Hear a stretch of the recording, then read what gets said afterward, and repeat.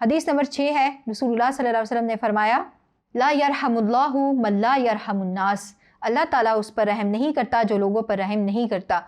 تو بچوں اس حدیث مبارکہ کا مفہوم کچھ یوں ہے، یعنی سب سے زیادہ رحیم و کریم جو ذات ہے وہ اللہ رب العزت کی ہے۔ اللہ تعالیٰ کے 2 اسماء ہیں، رحمان اور رحیم، یہ دونوں مبالغہ کے صیغے ہیں، یعنی بہت زیادہ مہربان ہے اللہ تعالیٰ، بہت زیادہ رحم کرنے والا ہے۔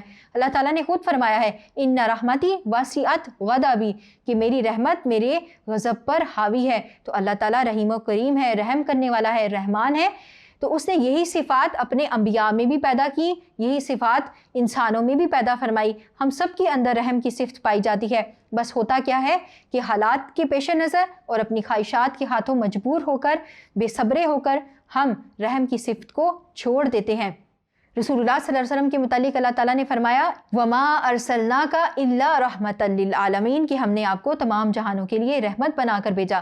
رسول اللہ صلی اللہ علیہ وسلم کی سیرت مبارکہ سے ایک واقعہ ہے، آپ صلی اللہ علیہ وسلم ایک مرتبہ اپنے نواسے حضرت حسن رضی اللہ تعالیٰ عنہ کو پیار کر رہے تھے کہ ایک صحابی وہاں پر موجود تھے جن کا نام تھا اقرا بن حابس تمیمی۔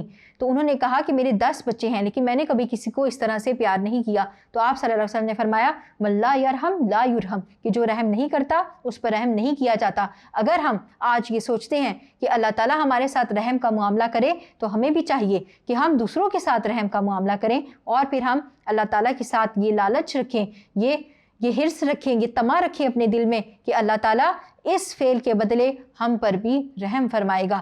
تو یہاں پر اس حدیث مبارکہ میں اسی بات کا درس دیا جا رہا ہے کہ جو شخص لوگوں پر دنیا میں رحم نہیں کرتا، اللہ تعالیٰ اس پر آخرت میں رحم نہیں فرمائیں گے، اور جو لوگوں پر دنیا پہ رحم کرے گا تو اللہ تعالیٰ اس پر آخرت میں رحم کا معاملہ فرمائیں گے۔